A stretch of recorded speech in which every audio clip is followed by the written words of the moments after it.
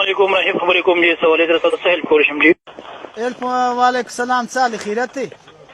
شکر الحمدلله جی څه ویل غواړئ سر دا اوس ما تیار پې ور واچولې کارډ مې جمع کړې اوس یې 19 روپۍ پاتې دي دا پر کوم ځای کاټ کړي هره ورځ پکې جان دي هره ورځ سیسټم دې کاټېدی دي ولاکې مې سر خلاصي چې دا اخري کې دا کمپنۍ پر غنډ سپاره کړم دا سیم واړم بل یوې ته که دغه یې پرېږدم یاره اوس څه کیسه مه کوم کیسه ده یار چې ښه وي انتظار وکړئ ښه جي معلومات قسم به خدای غول یې راوستو یار چې کارډ ور واچوې کارډ یې کړي کارډ ور واچوې بیلنس کارډ سي یاره تقریبا 15 روپۍ اوس کاټ کړي دا اوس ما کارډ ور واچوي د دې څخه په قرآن سړی کونه شروع کړي هغه پر بیا دا څنګه کمپنۍ ده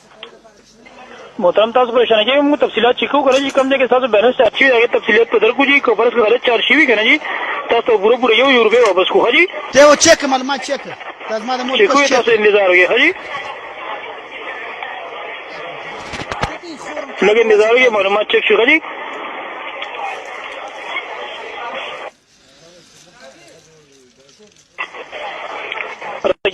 سیسټم کې لږ خرابي راغلې د هغې حوالې سره به موږ ستاسو لږ قیمتي وخت درکار وي چې موږ سره لاین کې موجود دا څوم کارډ دی زه ور واچوم بیلنس کاټوي پشته ټلیفون کمپنۍ ته ور وکړم هغه وایي دا پلانکی پیکیج دی دا پلانکی پیکیج دا پلانکی پیکیج باید دا غول دنده ختم کړي در دې غلا کوي خو راځي ښکاره درکړم دا پیسې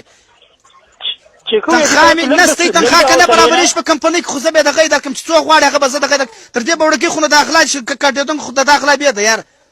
سرجي کمپنۍ چې کوم دی ستاسو نه پیسې کمپنۍ چې ډګوم نه دا اوس کمپنۍ څنګه کمپنۍ د زما اوس کارډ ور واچ په کونې موږ ګټو د رنډۍ د زوی د ته بس کارډ کې اتیا روپۍ نیو روپۍ کارډ